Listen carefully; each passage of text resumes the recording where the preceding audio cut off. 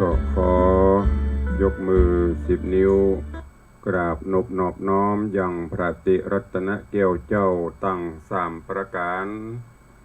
อันไม่มีพระพุทธพระธรรมพระสงฆ์อันเป็นสรณะที่เพิ่งที่เคารพนับถืออันสูงสุดในชีวิตกราบคารวะแตบไตไหวสาปุญญาปารมีธรรมพระมหาเถรานุเถระ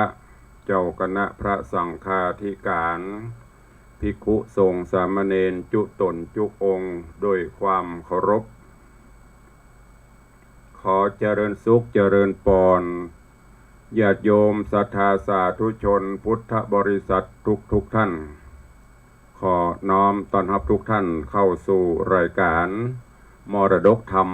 กำเมืองต่างสถานีวิทยุกระจายเสียงพระพุทธศาสนาแห่งชาติและสังคมคลื่นเพื่อการศึกษาพระพุทธศาสนาและวัฒนธรรมคลื่นพระพุทธศาสนาและจริยธรรมส่งสัญญาณกระจายเสียงจากสถานีวิทยุวัดฝ่ายหินตำบลสุเทพอำเภอเมืองเชียงใหม่จังหวัดเชียงใหม่ในความอุปถัมภ์เมตตาของท่านเจ้าจันทร์พระครูสมุวิสุวัตวรกิจโจท่านเจ้าอาวาสวัดฝ่ายหินผู้อำนวยการสถานีวิทยุและในเมตตาของพระครูวรลบนามวงพรหมผู้อำนวยการสถานีวิทยุคลื่นพระพุทธศาสนาและจริยธรรมในความอุปถัมภ์ของมูลนิธิพระบรมธาตุเจ้าดอยสุเทพกระจายเสียงในระบบคลื่นความถี่ FM 96.0 เมกะเฮิรตซ์สถานีวิทยุในเครือข่ายร่วมอันมีสถานีวิทยุ CM77 วิทยุอินเทอร์เน็ตล้านนาสถานีวิทยุวัดหนองกายอำเภอแม่แตงจังหวัดเชียงใหม่และวิทยุชุมชนเสียงตามสายห่อกระจายข่าวตามวัดตามวาตามหมู่บ้านต่างๆที่ต่างท่านเจ้าอาวาสสมปานเจ้าวัดต่างพ่อแก่พ่อแคว้นหรือว่าพ่อหลวงพ่อกำนันได้เปิดสัญญาณให้ญาติโยมทั้งหลายได้รับฟังตลอดจนตามคลื่นวิทยุชุมชนต่างๆที่ต่างท่านผู้อำนวยการได้ลิงก์สัญญาณคือญาติโยมศรัทธานาบุญทั้งหลายได้รับฟังกันอยู่ในเวลานี้พร้อมกันนี้ก็ขอยกมือ10 นิ้วกราบถวายการต้อนรับและเจริญพรต้อนรับอย่างครูบาอาจารย์ท่านเจ้าภิกขุสงฆ์องค์สามเณรจุตนจุองค์และสาธุชนญาติโยมต่างๆการไลฟ์สดทาง Facebook ไลฟ์ของส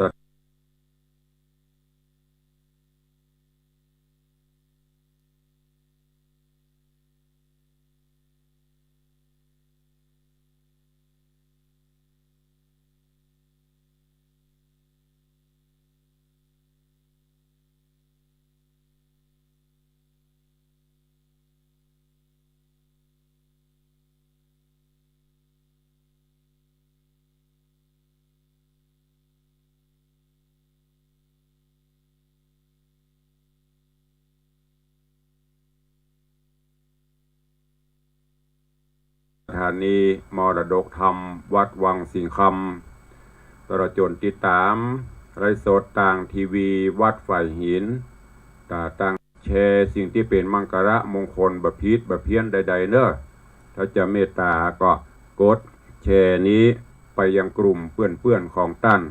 จะได้ติดตามรับฟังรับชมธรรมะกันอย่างทั่วถึงรายการนี้ดำเนินโดยกล่าวกับผมอาตมาภาพพระครูวิสิทธิ์ศรีลาภรณ์เจ้าคณะตำบลป่าแดดเจ้าอาวาสวัดวังสิงห์คำตำบลป่าแดดอำเภอเมืองเชียงใหม่จังหวัดเชียงใหม่เป็นผู้ดำเนินรายการก็นำเสียงกำอูกำจ๋าภาษาท้องถิ่นภาษาล้านนาในรายการมรดกธรรมกำเมืองมาพบมาปะกับทุกท่านเพื่อเป็นการอนุรักษ์รักษาการเทศแบบพื้นบ้านล้านนาเมืองเหนือ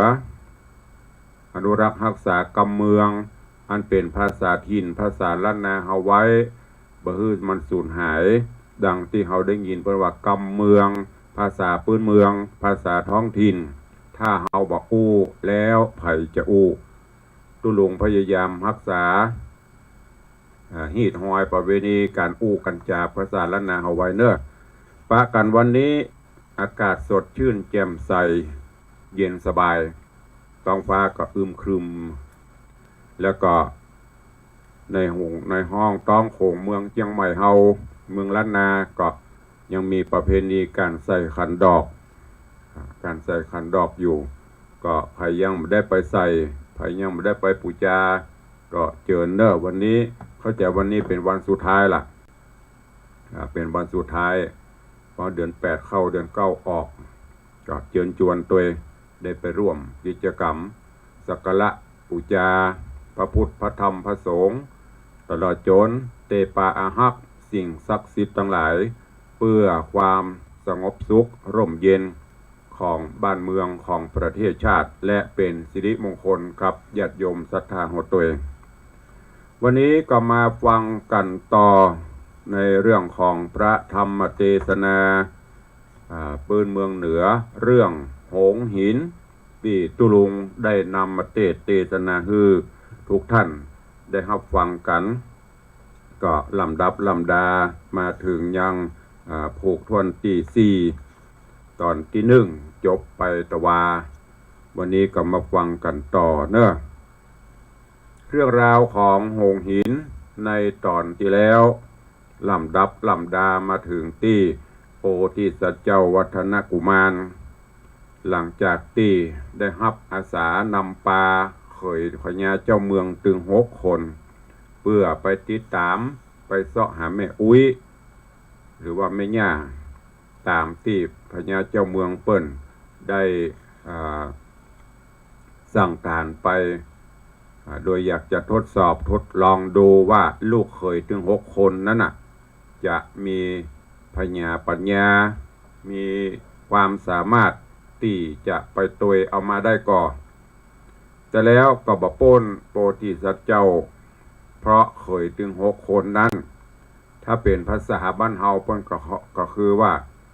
ถ้าได้ความดีความชอบแต่เสาะเอาไปได้ต้องไปจ้างต้องไปซื้อก็เลยไปบอกไปขอเมตตาครับโพธิสัตว์เจ้าวัฒนกุมารเนี่ยหลังจากที่ได้ช่วยปราบหรือว่าได้ทำได้ฆ่ายักษ์ตาย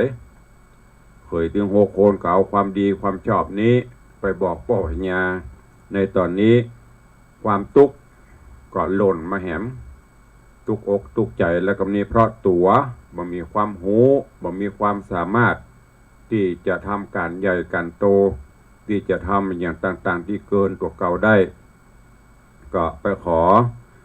ฮือกับโพธิสัตว์เจ้าวัฒนกุมารได้ไปช่วยแห่งกรรมโพธิสัตว์เจ้าก็บ่ฮู้อยากจะได้แล้วก็เป็นบุญเป็นกุศลของเปิ้นตัวเลยรับอาสาแล้วก็นำปลากันเข้าสู่ยังป่าไม้ไผ่สนโดยการไปขี่ผาวิเศษที่กลับกลายเป็นหงที่ห้องหงหินบินไปซึ่งในตอนนี้ก็ไปถึงยังกลางป่าไปถึงแดนที่ว่ามันยังบปลอดโปร่งโล่งเตื้อไปปบไปปะใส่แม่น้ำใหญ่แม่น้ำหลวงครั้นจะป้ากันข้ามไปก็จะต้องเสียเวลาในการมาแปลงขัวแปลงแปรข้ามไปโพธิสัตว์เจ้าวัฒนกุมารก็เลยบอกให้เขยถึง6 คนพร้อมตึงเหล่าเสนาอมาตย์ติดตาม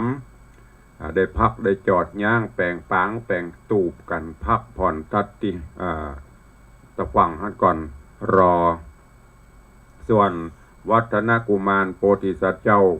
ก็จะไปคนเดียวบอกว่าท่านทั้งหลายสู่เจ้าทั้งหลายอยู่นี่รอเตอะครั้นเขาจะมารอกันจะไปซ้ออีมาจะบัดตานเวลาจากนั้นก็ขี่หงหินหรือว่าผาวิเศษที่กลายเป็นหงไปจนกระทั่งตอนนี้ไปจุจอดฮอดถึงเมืองยักษ์ซึ่งเป็นมีพญายักษ์ปกครองอยู่แล้วก็ที่นั่นมียักษ์เมืองยักษ์นั่นก็มีลูกสาวของพญายักษ์ชื่อว่ามุขวดี พอไปถึงไปหันปราสาทราชมนเทียนเมืองยักษ์แล้วก็ลงพักจอดย่างอยู่ปรากฏว่าป่อพญาเจ้าเมืองได้หูได้หันใส่ทีแรกหมูยักษ์ตั้งหลายกระลุมจะกินเป็นอาหารแต่ว่านี่หยังก็บ่ได้ก็เลยปาไปปบไปปะป่อพญาเจ้าเมืองหันใส่ก็โอ้แล้วก็คิดว่าบุคคลที่เข้ามานี้บ่หายบดีคงจะบดันด้นมาฮอดมาถึงเมืองเขาได้เพราะจะต้องฝ่าด่านสิ่งสาราสัตว์อันตรายต่างๆในป่าไม้ไผ่สนมาแต่ว่าเมื่อเล็ดลอดมาถึงบ้านถึงเมืองเขาได้จะต้องเป็นผู้ที่มีบุญจะต้องเป็นผู้ที่มีคุณวิเศษแล้วก็ประกอบกับหันหน้าหันตากระถูกร่องต้องจะตาโดยบุญบารมีที่เคยทำร่วมกันมาในอดีตชาติญาติโยมทั้งหลายอันนี้ก็ลองทำให้เราได้หวนคิดไปว่า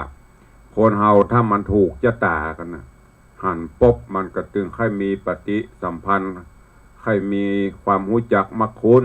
ใครอูจาปาใส่ตัวแต่ถ้ามันบ่ถูกจะตากันนี่หันปบมันก็จังอย่างเขาเคยได้ยินฮะอย่างมาจังใบจังเงามันบ่ถูกจะตากรรมหมู่นี้ก็เฮาก็ได้หันได้ยินมาเต้าประเดี๋ยวเนี้ยอันนี้เหมือนเดียวกันป่อพญายักษ์ก็มาถูกต้องจะตาแล้วก็เลยเจิญเอา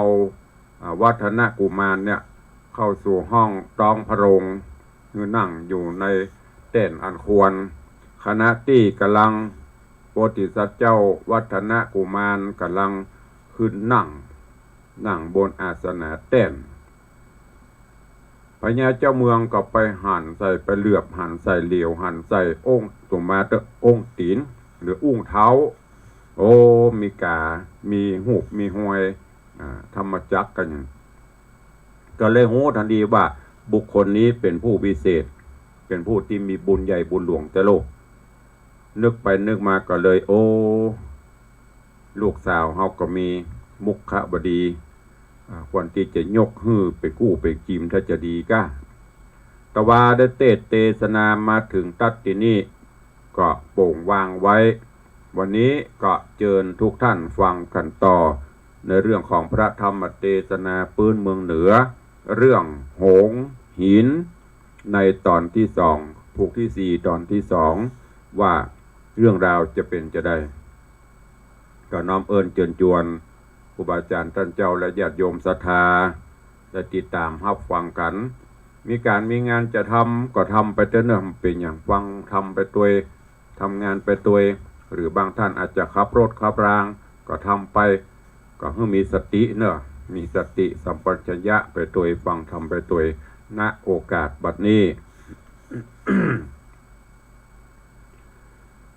นะโม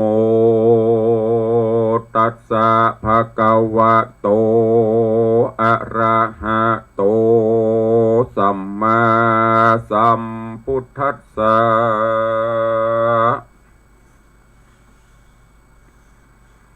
สา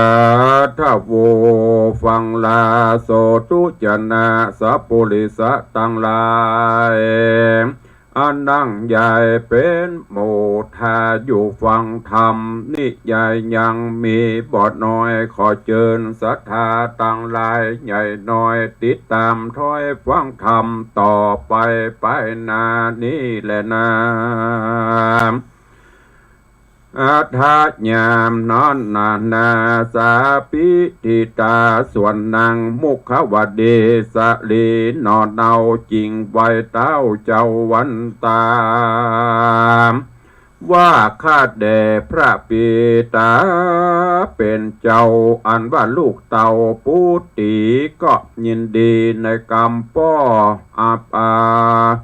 อันใจมอบผวนแผ่ฮื้อลูกถึงแก่ความสุขได้พ้นทุกกากาศเพราะบ่ฟังกำราดพ่อแม่ก็หากถึงแก่ชิบหาย กรรมนี้โลกต่างหลายเล่าไว้เป็นบังไสสืบสายมาเหตุนั้นนาค่าลูกน้อยบ่เหลือกรรมถอยปิตาบ่เหลือกรรมจ่าป่อเจ้าและดาป่อเฮยว่าอ่านมหายักษ์โขในกาละยามนอนพญายักษ์ตนใหญ่จริงปดไปคุณนาจริงโป้งอาจญาเต้าไทยแก่เสนาใหญ่ผูกจลาดฮือไปประกาศแก่มนทีกหาบอดีและคุณหมื่นนาจอยจื่นคุณปันฮือมาจุ่มนมกันที่ภาษาตังไพราชประจาแล้วโปงอาจญาอภิวาทแก่อำมาตย์ประจาวโดราเสนาอำมาตย์ตังไพราชมนถีวันนี้ก็เป็นวันดี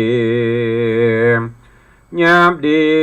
ดิถีวิเศษเป็นวันแก้วเกตดวงคำจักกระทำวิวหกรรมอันยิ่งแก่แก้วจอมมิ่งปุตติผู้ชื่อว่ามุขวดีนอนเนาเหอห่วมเจ้าผู้ทอนอ่านเดินจรมาสู่ถึงที่อยู่เมืองเฮา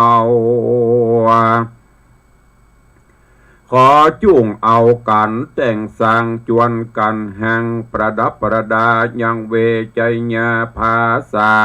เจือลบราชอัตนาแล้วนำมายังอาหารตั้งเป้าตานกล้วยอ้อยเลี้ยงเรียบร้อยหลวงลายหอยเล่าใหญ่ขับไว้ของแก้มใส่ภาชนะ เครื่องปันดาแสนสิ่งใบสียิ่งปันปวงโปกดาปักดอกดวงหอยย้อยหยาหยาบซอยเปิงเป่าไหมมือข่าวสะอาดหอยย้อยปาดใบสีตุติยะนนทีซองเสพหือกองเตดเวียงใจสนุกม่วนใหญ่ฟ้อนเต้นจวนกาหันแอวเล่นจ้อยสอเสียงมีหมอมีกองดังตัวห้องมนเตียนเสียง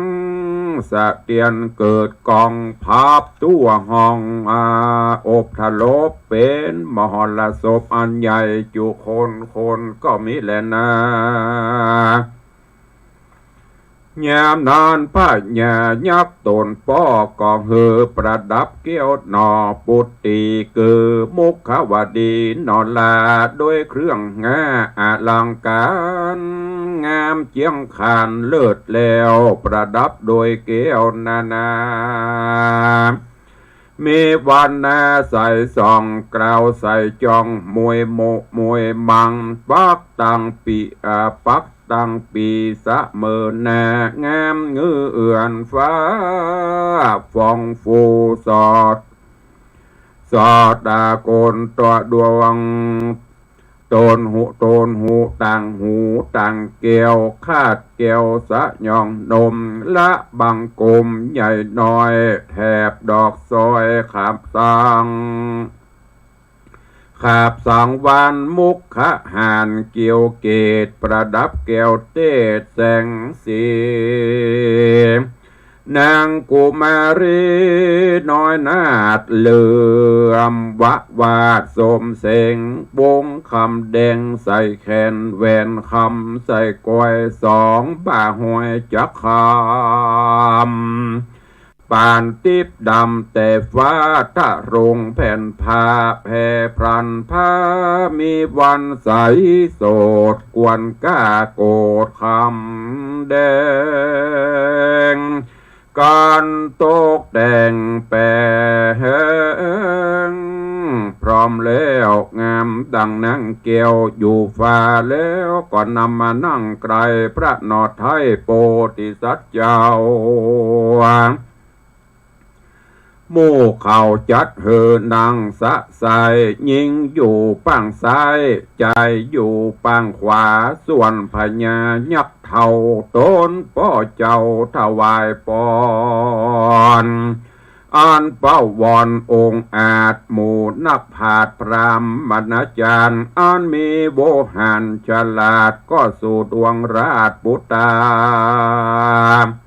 โดยมังกาละกะถาทุกสิ่งเธอจำเริญยิ่งมีสลีฮืออยู่สวดสดีเตียงเตาเธอได้เป็นเจ้าภาพจุมปู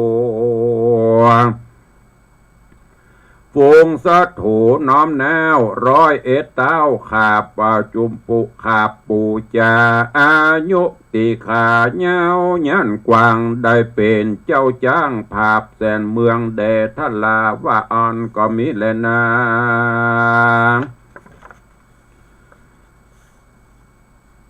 แล้วก็เอาไม้แก้วผูกข้อมือฮื้อสองบุญเลอลูกเต้างามข้าวสมเปิงมังกะละยิ่งบัวระมวลกาละกวนเดวเล่าพญายักษ์เท่ายักษ์เขี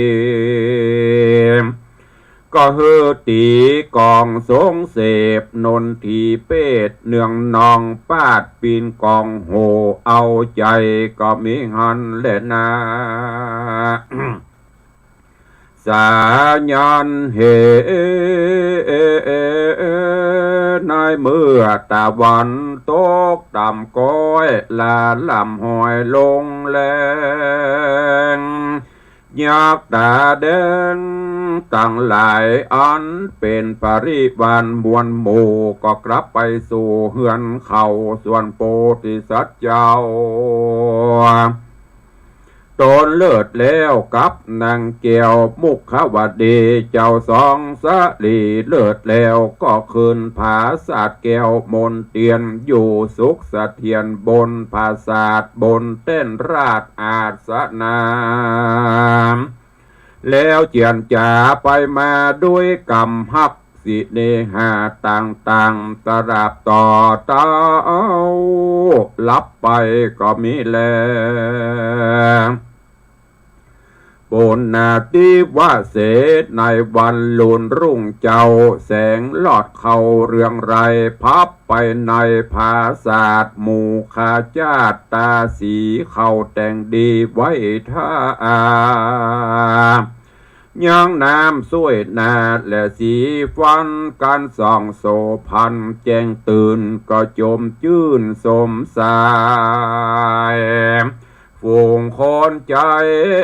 ต่างหลายก็เอาถวายสวยนาสลงนาเลิศแล้วส่องนอกแก้วสุขสบายสะเวยเข้าน้ำอาหารหลายพร่ำพร้อมอาหารตอมประณีตกันว่าบัวระม้วนแล้วพระนอแก้วโพธิญาณก็ปฏิสันทานตันต่ออำลาป้อยักปิตาบอกขี่แง่อันจักไปสู่แดนไกลหาแม่เท่าตามป่าเศร้าหิมปานส่วนตนองค์ขานอาเข้าพญายักษ์เท่าทาเมืองผีพญายักษ์เท่าเมืองผีภาษาไหลดีต้านถูกกับโดยลูกเต่าวาโดรานอนเอาโบตาเจ้าจักหายังแม่เท่าในป่าเศร้านอดงเรียมอย่าได้หม่นเศร้ามองขีความสวดสดีจุงมีแก่เจ้าอย่าได้โศกเศร้าพระการใดเจ้าเดินในแหล่งลาแม่นประสบหญ้าแม่เท่าแล้วเล่าจงนำเข้าขึ้นมาแม่นบ่ปะไอญิกาแม่เท่าก็เฮือลูกเต่าขึ้นมา หับเอาโสภาร่วมห้องอย่าละน้องแก้วโสภาตามจะมัวมองเด็ดเตอว่าอันก็มีแลนาโสโปติสัตโตส่วนกุมารหนอเต้าก็ขานหับกับป้อเจ้าตนป้อต้านถ้อยตอดลาจาว่าเป็นสันใดจาขาน้องละน้อยลาก็จะปีกกว่าคืนมาหับเอาจาญาเมียไทยติดตามไต่ตัวไปเล็ดหน้าป้อเฮยกันว่าเจ้ากล่าวแล้วก็ไปสู่จาญาเมียฮับปิญาล่วมเนื้อนั่งแอมมาแฝงคิงกับนางยิงเมียโตนแล้วเจ้าตามนจริงเจียนจาว่าดูราโสภาขินแก้วบัดนี้ยังบ่แล้วยังกำผาทัดนาปีจักไปเสาะหาเมธาเอาตามอาจญาป้อเจ้าหากใดใจมาปีขออำลานาดน้องอันเป็นปีมป้องเตรียมแฝงจักอำลาจอมแปงก้อยกาดนางอย่าประมาทอันใดเหตุกรรมเครื่องใจบอดแล้วขอน้องแก้วอยู่สวดสดีการปีเดียกันปีเดินวิถีไต่เต่าได้แม่เท่าขึ้นมาแม่นบ่สมกำผาทัดนาใจไฟเหตุบอดใดไอญิกาก็จักปิกขึ้นมาหาน้องเนาบ่ละหนอเจ้าอยู่คนเดียวดูราสมจะเลวเฮ้ยงามเงดนางจุ่มอยู่กับพ่อแม่สองขาก่อนเตอะนางเฮ้ยแย้มนอนนางมุกขวดีนอเต้าดาลือตัวดาวทอลนีได้ยินสามีมากล่าวอกห้อนพระเผาปานไฟนางจอมไทยใส่กล่าวตุกมัวเมาว่าขึ้นหัวตุกนักหัวแสบไม่นางนอไทยก็ทูลสารว่าอาคาเดพระนอผู้บานแก้วกิ่งผัวหักยิ่งจอมควรอ่านเกยเสพสันห่วมเต้าได้แฝงไฟเฝ้าคนเดียวบาดนี้สมเสียวนอเต้าจักละข้าเจ้าหืมองเวทนา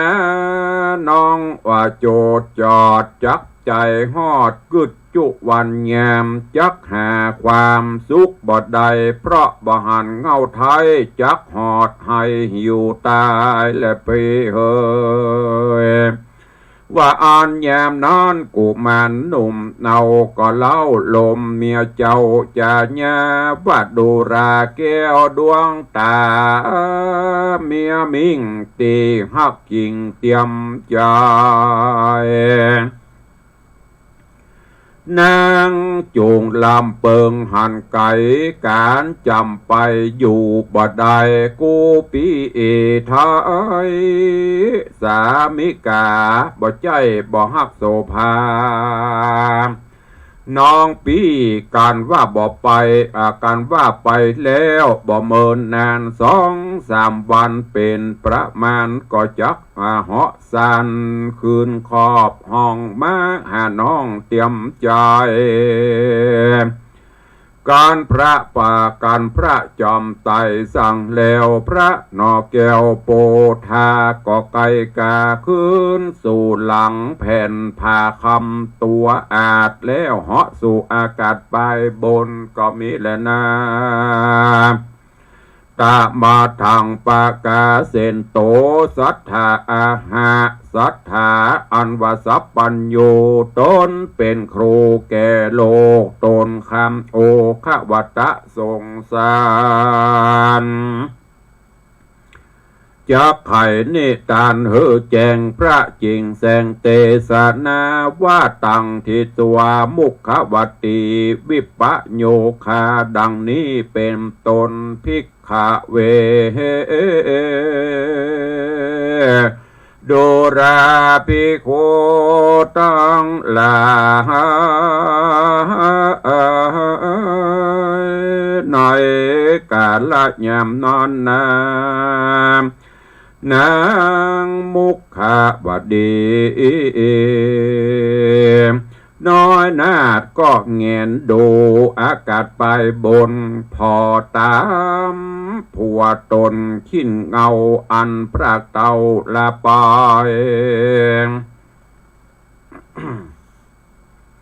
สะหลีนงไปโศกเศร้าน้ำตาอาบเบาลงมาสะหลีโสภาร้องไห้เพราะอะไรแก่นไทยผัวควันมากนักก็มีบ้านนั้นแลโปธิสัตโตส่วนปรำโปธิสัตเจ้าพระนอดเนากุมารก็ขี่หงสานวิลาศสู่อากาศไปบนก็ไปสู่หนแห่งห้องประเทศต้องหิมบาปานอันเป็นดงดันป่าใหญ่หันคุ้มไม้เครือเขาป่ามืดเศร้าสองจำพวกเกือมืดมีดอกและลูกหลายสิ่งบางพ่องจีจุมบางพ่องตกตุ่มงอกออกบางพ่องพงบานดอกเจยงามแม่เพิ่งจำโลดเล่าแมงปู้เก้าจมดวงบางพ่องลูกเป็นปวงถูกทวนอยู่สูงล้วนแก้มบายบางพ่องลูกใส่สะอาดตามสุกแหมลำปูนกินหมูนกบินเสียวสอดบินสับตอดผาลาปาคีที่จะต่างมีโขนด่างดำแดงคนด่างแผ่วเขียวขาวดูเปิงเป่ามากใส่จับอยู่ยอดไม้เฟยนาฝูงปักขาห้องขันเสียงมีมันเป็นโมดตัวปูกู้ตัวเมียห้องเสียงเคียมีกองขับอยู่จับอยู่สองงานการครับเสียงขันห้องร่ำตกเจ้าข้ามตามภาษาก็มีวานนั้นและนานิธิตังขีญาสังวันนาวิเศษจาห้องเหตุธรรมเทศนาหงหินผูกต้วนที่สี่ตอนที่สองก็บังโกมสมเรศสเดชพระธรรมเทศนาปืนเมืองเหนือเรื่องหงหินที่ได้นำมาเทศนาให้ญาติโยมทั้งหลายก็โจบไปแห่มตอนหนึ่งอันเป็นผูกที่สี่ตอนที่สองเรื่องราวในตอนนี้หลังจากที่โพธิสัตว์เจ้าวัฒนกุมารได้เดินกลางมาสู่ยังเมืองยักษ์ได้ผาสลายอูจาและเป็นที่ต้องตาต้องใจกับพ่อพญายักษ์ก็เลยยกลูกสาวคือมุขวดีคือเป็นกูข้างเป็นเมียตั้งเสนาอมาตย์จัดพิธีถ้าเป็นนี่ก็คือแต่งงานกันถูกต้อง แล้วก็ได้อยู่กินตัวกันพอควรประมาณวัน2 วันเพราะการเวลามีน้อยตามที่เปิ้นสั่งเปิ้นกำหนดเวลาก็ไปเสาะหาแม่เฒ่าก็เลยขอลาพ่อพญาและก็อำลามุขวดีเมียฮักว่าการปีจำเป็นที่จะต้องไปถึงแม้นใจจริงบ่อยากจะจากไปก็จำเป็นต้องไปเพราะอาจญาเจ้าเปิ้นเฮือไปเสาะหาแม่เฒ่าไปหาแม่อยิกาพี่ก็จะไปพอประมาณบ่ได้ไปแล้วไปรับเนอะแล้วพี่ก็จะปีกจะกลับมาหาอยู่มุขวดีก็ได้สั่งโพธิสัตว์เจ้าแล้วก็อวยพรขอให้พี่ไปดีไปถึงจุดหมายปลายทางสมปรารถนาไปพบไปปะแม่ย่าเฒ่าเนอะแล้วก็ขอที่สำคัญขอพี่จะไปลืมน้องจะไปลืมข้าเจ้าและอยู่เดียวดายเสียการเสียงานได้ก็ดีบ่ได้ก็ดีปะก็ตามบ่ปะก็ตามก็ขอให้พี่ปิกมาเนอะมาหาน้องโพธิสัตว์เจ้ามุกวัฒนกุมารก็ฮับปากฮับพอกับป่อพญาแล้วก็กับมุขวดีเมียจากนั้นก็ล่ำลาเสร็จก็จะได้สะหยองซานเหาะเหินเดินอากาศขี่หงไปเสาะหาแม่เฒ่าจะปะบ่ปะจะได้เจิญท่าติดตามไปในตอนต่อไปเนอะตอนนี้ก็โป่งวางไว้แต่เพียงเก้าอี้ก่อนข้างแหมลายอยู่เนอะติดตามฟังไปแกะกรไกเอาแก่นเอาสารในธรรมน้อมนำไปคิดพิจารณาเอาไปใช้ในการดำเนินชีวิตประจำวันตัวขอบพระคุณทุกท่านที่ได้ติดตามรับชมรับฟังก็ดีได้ฟังอยู่ต่างบ้านต่างจองก็ตามเนอะก็ขอบคุณทุกท่านตัวก็ขออนุญาตไปตักไปตายไปพบไปป้าครูบาอาจารย์กับญาติโยมที่ฟังอยู่ต่างบ้านต่างจองที่ฟังอยู่ต่างหน้าจอ Facebook ไลฟ์ก่อนเนาะเดี๋ยวเราค่อยมาพบมาปะกันตั้งหน้าใหม่ก็กราบถวายการต้อนรับหลวงพ่อท่านพระครูสถิตเจติยรักษ์เนอะ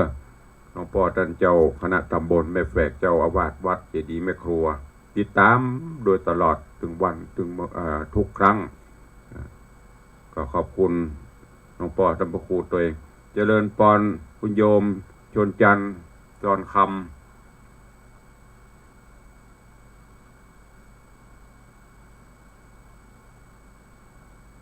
เจริญพรคุณโยมชนจันทร์ซอนคำเจริญพรโยมสุรัตน์เสาคำเนอะโยมตู่ตว่าเปิ้นมาถามอนัดเบื้องบนที่บ้านดอนใจแวะมาเอาบ่เปล่ามาส่งมาตัวสักคำเจริญพรพี่หมอมัทนาอัมพันธ์เนอะกับบริษัทเจ้าสาธุเจริญพรเจริญพรโยมทองคำที่บงคำกับบริษัทเจ้าเจริญพรใหญ่เพลินเพื่อนเกษตร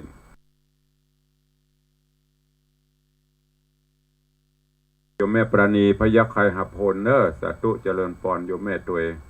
เจริญพรคุณโยมปี้อัญชลีคำกิติเจริญพรโยมชิชบาเจริญพรปินันลาปินันจรันปิยจันทร์ดอยซิวเจริญพรโยมปินันดิสมเตปินนันดิสมเจ็ดสีกับบริษัทปรมีสาธุเนอนันเนอเจริญพรโยมบาลีอินทกูลเจริญพรโยมสุปรณีรูมาเจริญพรคุณโยมกฤษณาวิเชียนเจริญพรโยมสมทรงสิทธิตาเจริญพรด็อกเตอร์อุดมอย่างนี้ด็อกเตอร์อุดมศักดิ์คำปวนโอ้สาธุเนอะยินดีต้อนรับสู่ Facebook ไลฟ์ของตุลุงเจริญพรคุณโยมแม่เลี้ยงทัดพิชาสุสิงคำแต่ว่าโทรหาตึง2ดักปิ้ง โทรหาพ่อเลี้ยงกับบ่ฮับปิดโทรศัพท์โทรหาแม่เลี้ยง3เตื้อก็ดักปิ้งก็เลยไม่ดู ยังไม่ได้เมานอนหลับเจ้ากัตวานี่เจริญพรโยมประภัก กับสาธุเจ้าเจริญปอนเนอเจริญปอนโยมแม่จันดีวิสุทธินันท์สาธุอนุโมทนาบุญตัวยกับทุกท่านเนอะวันนี้ขัดตกบกพร่องประการใดขอประทานอภัยเนอะมันเจ้าก็มันลุดไปก็มีไหลขึ้นไหลลงตั้งทีวี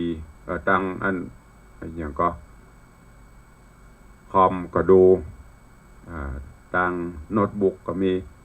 ตั้งโทรศัพท์ก็พอก็มันจะตกหล่นไปขอบคุณทุกท่านตัวก่อนที่จะได้ตักได้ตายพี่น้องสถานบุญแน่ใหม่ต่างบ้านต่างจองเนอะก็จะไปลืมเสร็จงานใส่ขันดอกแล้วในช่วงนี้ก็จะเข้าสู่ช่วงของสัปดาห์ส่งเสริมพระพุทธศาสนาวันวิสาขบูชาวันที่2คืนวันที่2ก็ปากันไปทดสอบสมรรถภาพพละกำลังเนอะเตียวขึ้นดอยวันคืนวันที่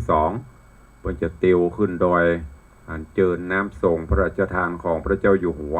เพื่อไปสละสลงไปส่งพระธาตุเจ้าดอยสุเทพ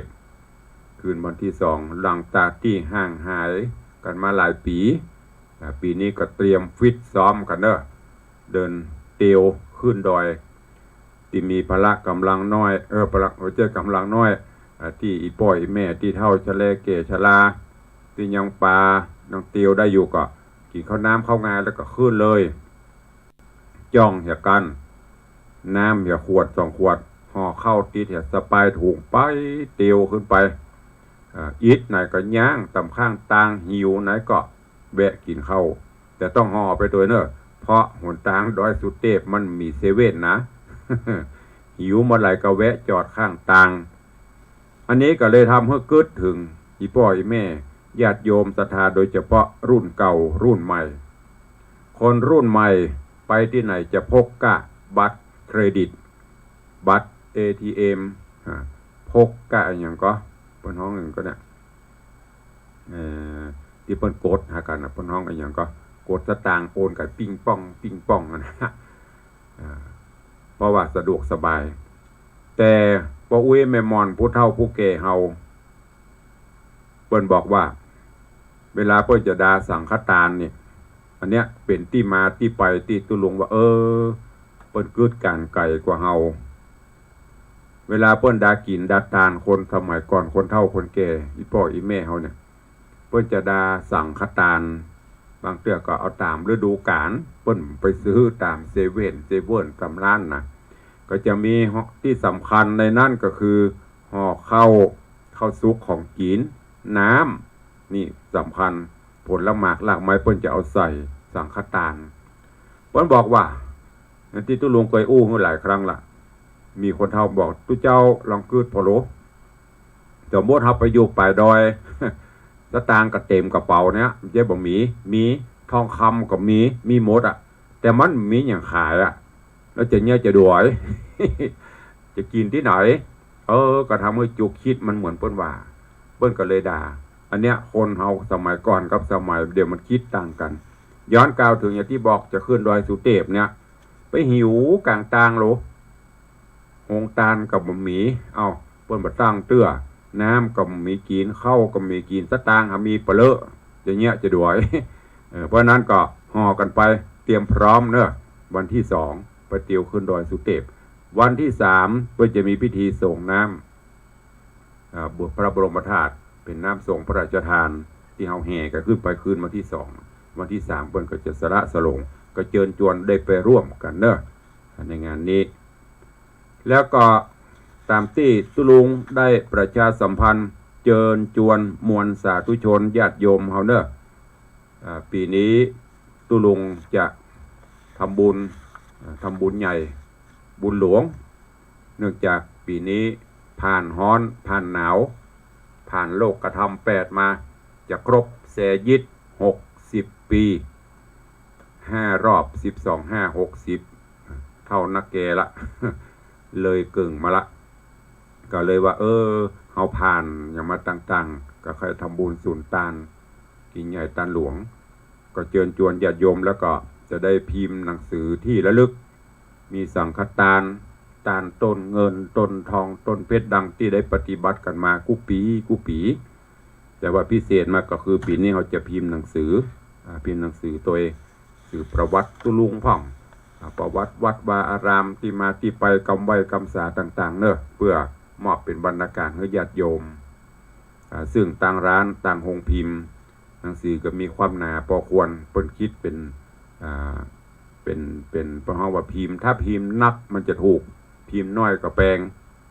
ถ้าเป็นปันเล่มขึ้นไปเนี่ยเปิ้นคิดเล่มละ150 บาทก็จะต้องใช้งบประมาณ150,000 บาทก็พิมพ์หนังสือพิมพ์น้อยกับปอมเพื่อญาติโยมมาอุ้ยขอเล่มอีเมขอเล่มก็เลยจะได้จุดมาจะช่วยกันเนอะ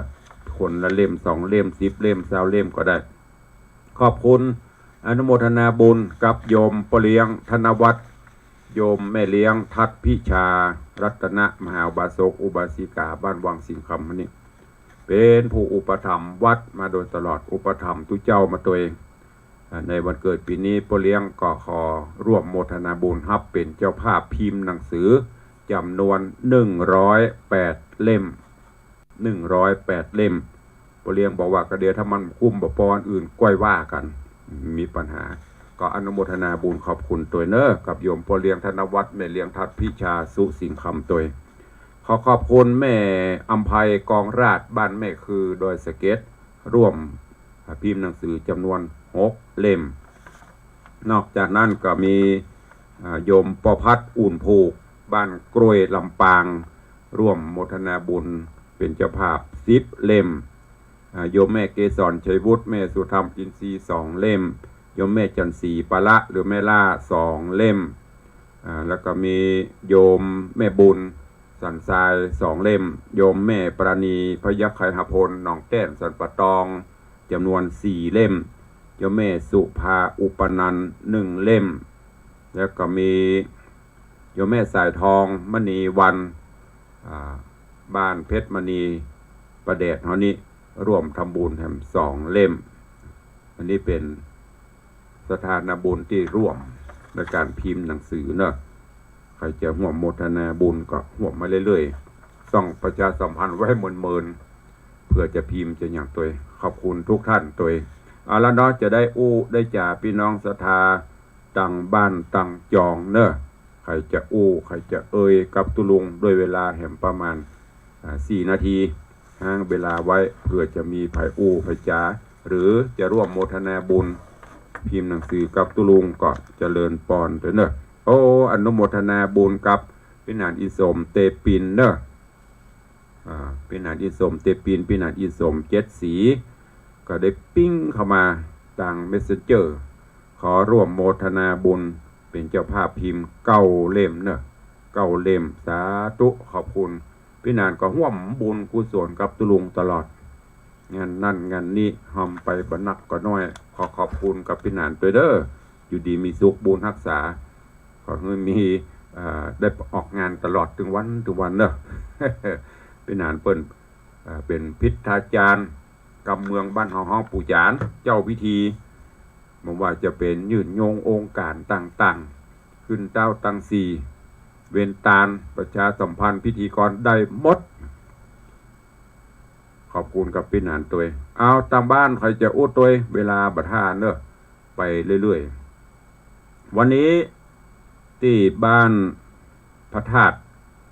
วัดพระธาตุดอยหยุดอีกอะถ้าจำบ่ผิดพระธาตุดอยหยุดแม่วางเนอะแม่วางเมื่อคืนทำเบินตุลุงจะได้ไปเทศนาธรรม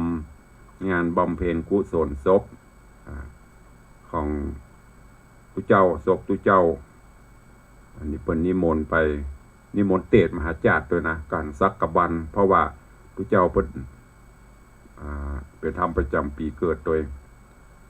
ใครจะไปห่วมพายุใกล้ๆให้กับไปเนอะไปร่วมฟังเทศฟังธรรมด้วยกันที่วัดพระธาตุดอยยุทธแม่วางเมื่อคืนนี้จะไปเทศวันนี้ก็มีศาสนกิจเนอะตั้งแต่ภาคเช้าเมื่อไงบ่าย เมื่อคืนนะถ้ามันมายาวเหยียดนะถ้ามีกับมีนะถ้ามีกระดักปิ้งเมื่อไงวันนี้จะไปงาน ศพท่านรองปลัดเทศบาลประแดดท่านรองท่านปลัดบรการสุภากาศอดีตรองปลัดเทศบาลตำบลประแดดภาคบ่ายพิธีพระราชทานเพลิงศพคุณแม่จินดาณเชียงใหม่เจ้านายฝ่ายเหนือมีงานพระราชทานเพลิงที่สุสานสันกูเล็ก